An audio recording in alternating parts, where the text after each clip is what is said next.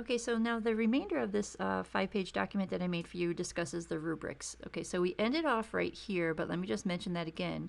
When you go to click on the handbook, I'm going to ask you to pay attention to the fact that there are 3 rubric pages, which I've actually just copied and pasted down below.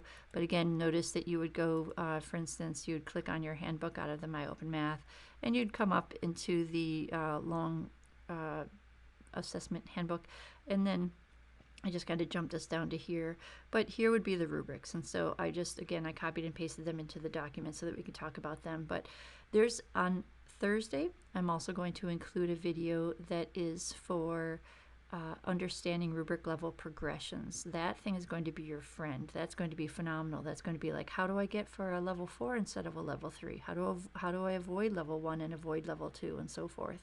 Okay, so that's to come. All right, good. So now let's finish this off. So we are at the 3 rubrics, right? And so how is rubric 16 going to be assessed? Well, first of all, it's about analyzing whole class understandings, so this is just a gathering of the whole class. And the way the scorer is going to decide on whether you get a 1, 2, 3, 4, or 5 on rubric 16 is going to be, they will go to your assessment commentary. So they will go to look at prompts 1, A, B, and C from your commentary. Okay, so let's kind of jump over to that now. And for instance, let me just scroll back up to the top. This is where they're going to decide on, this is one of the things that they will use for their decision for your rubric 16 score. They'll look at here, what you've put here, and what you've put here. And again, this is why you want to make sure you're extremely detailed on all of this.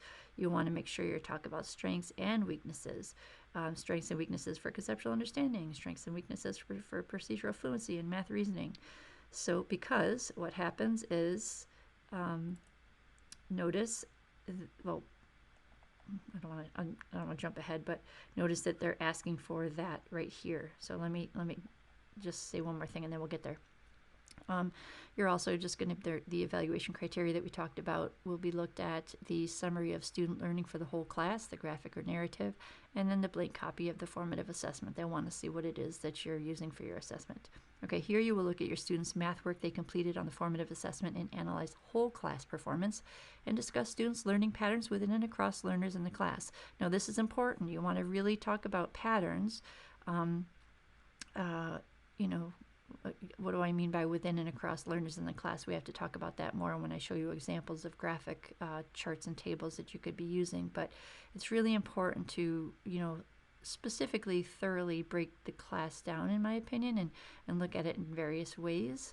And I'll give you more detail when it comes. Okay, include both quantitative patterns and qualitative patterns.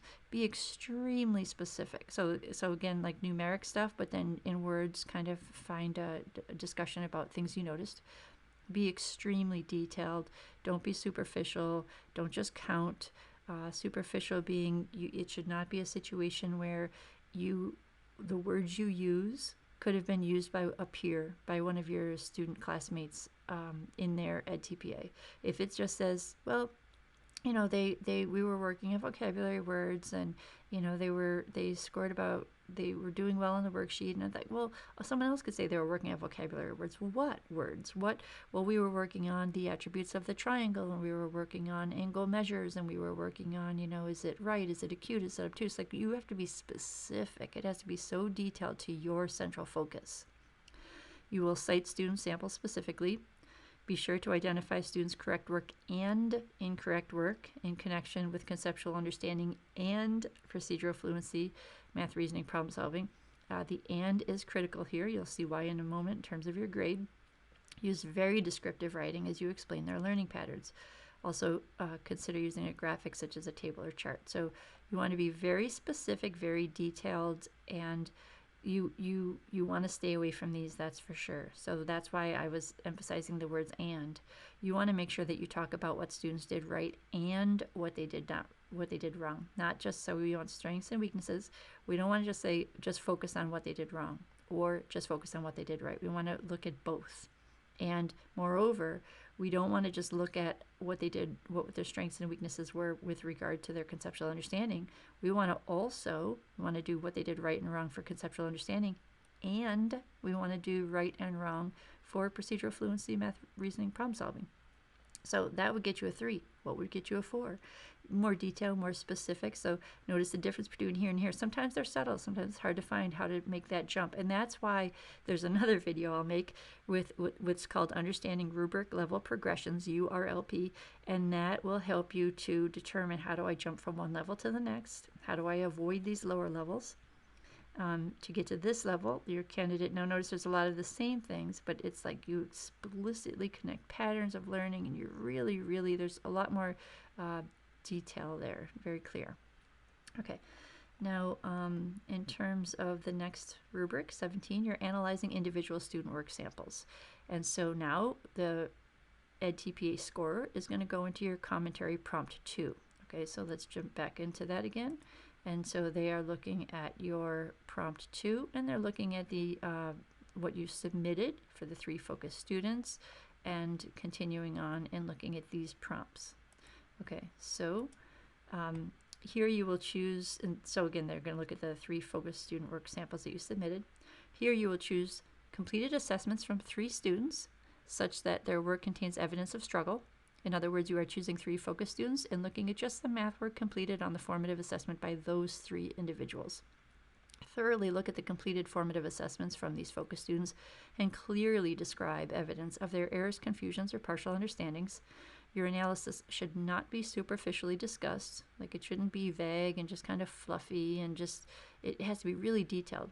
Tie it very clearly to the math concept in your central focus. Like it has to be so, whatever it is that you're teaching, there's a lot of detail, a lot of vocabulary, and I want to see all those vocabulary words and details when you are describing your information in this prompt. Okay, so what does that mean? Again, we're going to stick away from these. We're going to aim over towards here. I will say I'm not saying 5s are impossible, but please don't go in thinking, oh, I thought I was doing so well. How come I didn't get 5s across the board?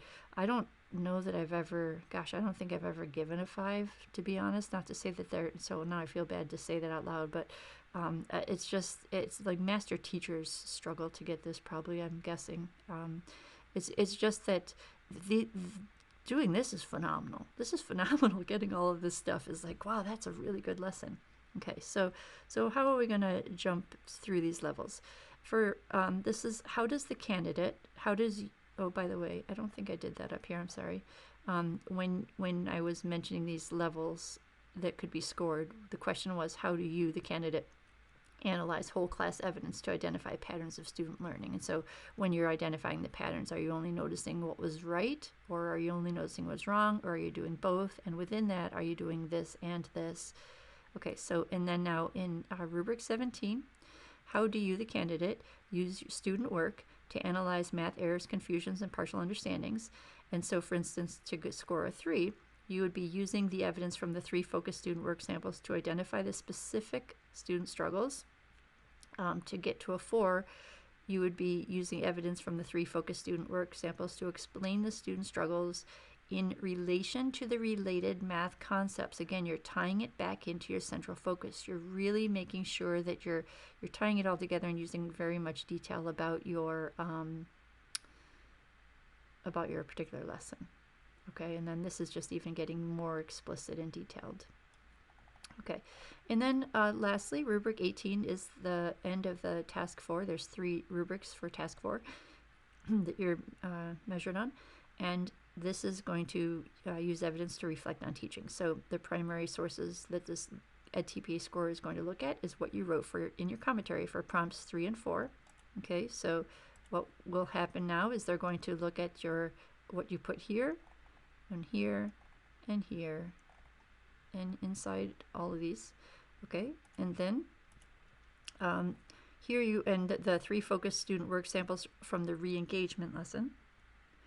Here you will provide detailed, not superficial, evidence of learning from the 3 focus. I keep saying that. What does that mean? Again, I just mean vague, or something that, you could pick up that sentence on your edTPA commentary piece and put it on someone else's, and no one even noticed. Whereas if you take a really detailed thing about the particular central focus that you did, we were working with the area using the counting tiles. Well, someone else can't necessarily use that. So you detail, detail, detail. Here you will provide detailed evidence of learning from the 3 focus students re-engagement lesson work samples, deciding and explaining how effective the re-engagement strategy actually was. Describe changes in math understanding that you identify in the re-engagement lesson. So, okay, so again, you're avoiding these. We're not going to get these. We're going to go over here. So how does the candidate you examine the re-engagement lesson to further student learning? Candidate uses evidence of student learning from the 3 student work samples to describe whether or not the re-engagement strategy was effective. Better yet, candidate uses specific evidence, so detailed, of student learning from the 3 student work samples to evaluate whether or not the re-engagement strategy was effective. And you might say, my goodness, these all sound alike. And I could read this one and you might say, well, they all sound alike. And it's really just levels of often it could be levels of how much more detail, how much more you're tying it back into the central focus, how much more you're really engaging the conceptual understanding and the procedural fluency and the math reasoning and problem solving skills. So we need to talk about this more with the what I said, the URLP, the understanding rubric level progressions. And I think that will help you to say, oh, I see more detail of like how I could go from here to here. Okay? All right, very good. Let me know if you have any questions. Again, this is really just the initial thing. I would imagine we need to talk more about so many of the details of this. You know, what am I expecting from you? We're just going to do some practice of this this semester. What would I be asking for during your teaching presentation? I know there's all these questions. I expect them because this is just day 2 of our class. So please note that I'm preparing things as we go to continue to answer with the questions that I'm already imagining you might have. Okay, take care. Bye.